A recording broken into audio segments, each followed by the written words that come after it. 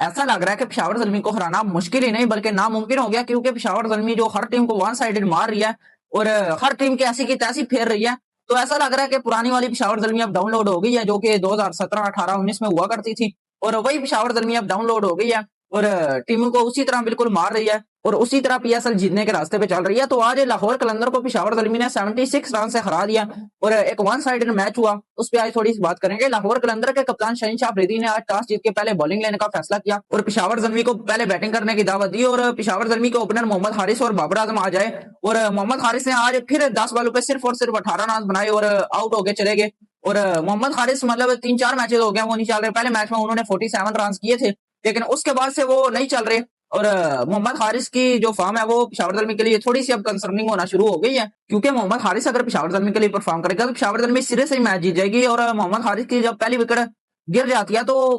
Pressure आ जाता है, कुशल मेंडिस पे भी प्रेशर आ जाता है, बाबर आजम पे भी। कुशल मेंडिस और बाबर आजम परफॉर्म कर रहे हैं, लेकिन जब ये भी आउट हो गए तो मतलब नीचे से फिर आगे कौन संभालेगा। तो मोहम्मद हारिस को अब परफॉर्म करना होगा और मोहम्मद हारिस की जो फॉर्म है वो पेशावर ज़ल्मी के लिए बहुत जरूरी है। अगर पेशावर ज़ल्मी ने इस पीएसएल में कुछ बड़ा करना है, इस पीएसएल को जीतना है, तो पेशावर ज़ल्मी के लिए मोहम्मद हारिस की जो फॉर्म है वो बहुत ज्यादा जरूरी है। उसके बाद बाबर आजम ने 40 बॉलों पे 43 रन की इनिंग खेली और बहुत से लोग जिन्होंने आज टिकटॉक पे मैच देखा है या स्कोर कार्ड पे मैच देखेंगे वो यही बोल रहे हैं कि बाबर आजम ने आज काफी स्लो इनिंग खेली है, लेकिन जैसी आज पिच थी, जैसा आज पिच बिहेव कर रही थी और आज दिन का मैच था पेशावर ज़ल्मी का, तो गर्मी पड़ रही थी और स्पिनर्स को काफी ज्यादा हेल्प मिल रही थी। तो उसमें पेशावर ज़ल्मी के कप्तान बाबर आजम ने आज जो इनिंग खेली है मेरे हिसाब से वो एक डिसेंट इनिंग थी और जो कुशल मेंडिस के साथ उन्होंने पार्टनरशिप लगाई है तो वो पार्टनरशिप काफी जरूरी थी पेशावर ज़ल्मी के लिए और उसी की बदौलत पेशावर ज़ल्मी एक मैच विनिंग टोटल तक पहुंची है। और कराची की इस पिच पे मतलब आप डे मैचेस में अगर देखें तो सेकंड इनिंग में 134 रन एवरेज स्कोर है और कराची की इस पिच पे डे के मैचेस में 190 से ज्यादा कभी भी चेज नहीं हुआ, कभी भी T20 में 190 से ज्यादा चेज नहीं हुआ।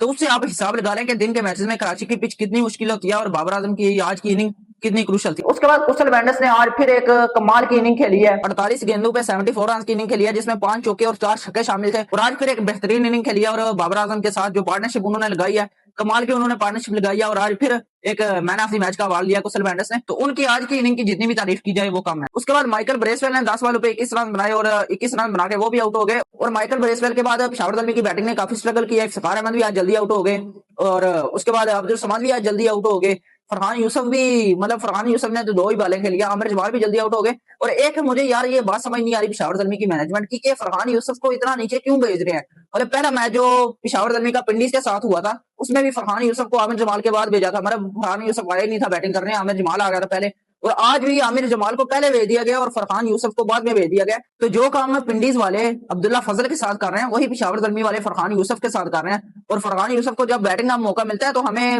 नजर आता है कि उनके अंदर वो इंटेंट है, वो उस इंटेंट से खेलना चाहते हैं, लेकिन उन्हें बैटिंग का मौका ही नहीं दिया जाता और अभी तक शायद उन्होंने कोई 30 बारे में नहीं पूरी खेली है इस पीएसएल में। तो फरहान यूसुफ को यार जल्दी भेजना चाहिए। आई थिंक तीसरे चौथे नंबर पे तो उन्हें भेजना चाहिए। अगर तीसरे नंबर पे कुशल मेंडिस आ रहे हैं तो चौथे नंबर पे फरहान यूसुफ को लाजमी भेजना चाहिए और फरहान यूसुफ को मतलब चौथे नंबर से नीचे नहीं भेजना चाहिए। उसके बाद लाहौर की बॉलिंग पे आ जाते हैं। लाहौर की बॉलिंग में आज शाहीन शाह अफरीदी ने काफी अच्छी बॉलिंग की है और शाहीन शाह अफरीदी हमें पीएसएल में दिखाई दे रहे हैं कि काफी अच्छी बॉलिंग कर रहे हैं, लेकिन वही बात कि पीएसएल की जो शाहीन शाह अफरीदी की परफॉर्मेंस है इसको आपने ज्यादा सीरियस नहीं लेना, क्योंकि हमें पता है कि जब शाहीन शाह अफरीदी आएंगे इंटरनेशनल में तो ये परफॉर्मेंस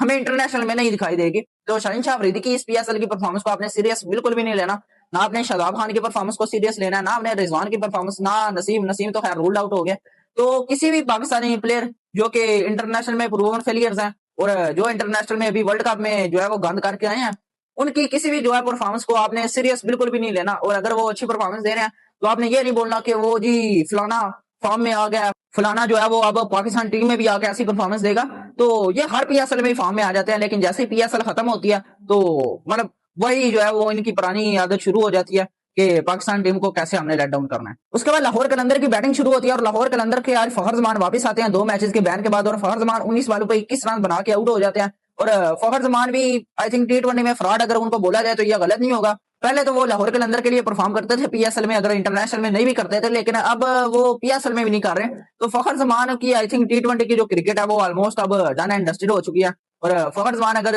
अब अपना और कैरियर लंबा करेंगे, अपना कैरियर और खींचेंगे तो आई थिंक ये उनका ही नुकसान है, इसमें किसी और का नुकसान नहीं है। वो अपना जो है वो जो उन्होंने इज्जत कमाई है, जो उन्होंने मतलब एक मुकाम कमाया वो उनका खराब होगा। तो फखर जमान को आई थिंक कैरियर अब अपना लंबा नहीं करना चाहिए, खासतौर पर T20 इंटरनेशनल का। T20 इंटरनेशनल से उनको फिल 4 जो है वो रिटायरमेंट लेनी चाहिए, और बाकी जो लीग्स हैं वो खेलते रहे, लेकिन T20 इंटरनेशनल जो है उससे फिल फॉर फरजमान को रिटायरमेंट लेनी चाहिए। उसके बाद मोहम्मद नईम ने आज 2 बॉलों पे 1 रन बनाए, और मोहम्मद नईम को आज फिर गलती से ऑफ साइड पे बॉल चली गई। और मोहम्मद नईम का भी मोहम्मद रिजवान की तरह सेम है कि लेग साइड पे बॉलें देते जाओ तो ये मतलब इनके छक्के नहीं रुकेंगे, लेकिन जरा सी बॉल इधर उधर हो जाए तो आगे आप समझ आ रहा है कि क्या होता है। तो मोहम्मद नईम को भी आज ऑफ साइड पे बॉल मिली और उन्होंने एक इजी सा कैच पकड़ा दिया, और अपने पीरो मुर्शद मोहम्मद रिजवान के नक्शे कदम पे वो आज चले। उसके बाद अब्दुल्ला शफीक ने 15 बॉलों पे 21 रन बनाए, सिकंदर रजा ने 13 पे 14 बनाए, और हसीबुल्लाह ने 8 बॉलों पे 3 रन बनाए, और आसिफ अली ने 3 बॉलों पे कोई रन नहीं बनाया। और इसी तरह लाहौर की टीम सिर्फ और सिर्फ 97 रन पे ऑल आउट हो गई, और पिछले मैच में भी ये 99 पे ऑल आउट हुए थे, लेकिन इस मैच में ये 97 पे ऑल आउट हो गया। तो लाहौर के अंदर के लिए मसले मसाइल बहुत ज्यादा बढ़ चुके हैं, क्योंकि इनके जो परवेज हुसैन अहमद थे जो बांग्लादेश के थे, वो भी अब रूल्ड आउट हो गया पीएसएल से, इंजरी के बायस उनको कोई शोल्डर इंजरी आई थी,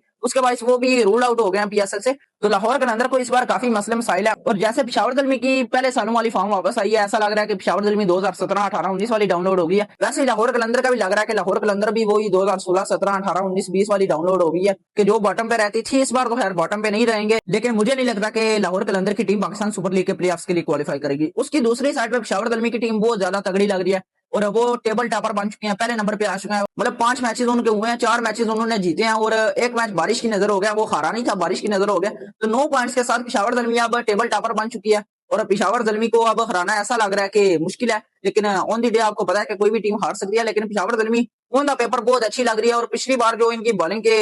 मतलब फ्लास थे, पिछली बार नहीं मतलब 2-3 साल से इनकी बॉलिंग अच्छी नहीं जा रही थी, इनकी बैटिंग में ये अगर 230-40 भी कर देते थे तो हमें वो सेफ नहीं लग रहा था, लेकिन इस बार पिशावर दलमी की बॉलिंग जो है वो काफी अच्छी है। और आज भी नाहिद राणा ने 3 ओवर में सिर्फ और सिर्फ 15 रन देके 2 आउट किए, और सुफियान मुकीम ने 3 ओवर में 21 रन देके 3 आउट किए, और माइकल ब्रेसवेल ने भी 4 ओवर में सिर्फ और सिर्फ 18 रन देके 3 आउट किए। तो इनकी बॉलिंग इस बार फॉर्म में लग रही है। इफ्तिताह आज कुछ नहीं कर पाए बैटिंग में भी और बॉलिंग में भी, लेकिन ओवरऑल टीम ने काफी अच्छा परफॉर्म किया और टीम वन साइडेड मैच जीती। तो यही बहुत है। और पिशावर दलमी का नेट रन रेट भी बहुत ज्यादा बूस्ट कर गया, 3.18 उनका नेट रन रेट है प्लस में। तो पिशावर दलमी ऑलमोस्ट पीएसएल के जो प्ले ऑफ है उनके लिए क्वालिफाई कर चुके हैं, 1-2 मैच उनको और जीतना होगा और उसके बाद क्वालिफाई करेंगे। तो पिशावर दलमी की अब यही कोशिश होगी कि वो टॉप 2 में आए, ताकि उनको 2 चांसेस मिल सके प्ले ऑफ में, और फाइनल खेलने के उनको 2 चांसेस मिल सके। तो आज की वीडियो के लिए इतना ही था। चैनल को लाजमी सब्सक्राइब करें, और जो लोग फेसबुक पर ये वीडियो देख रहे हैं वो पेज को भी फॉलो कर लें, और बायो में यूट्यूब चैनल का लिंक दिया हुआ है उसे भी सब्सक्राइब कर लें, ताकि कोई भी वीडियो आपसे मिस ना हो और आपको सबसे पहले उसका नोटिफिकेशन आए।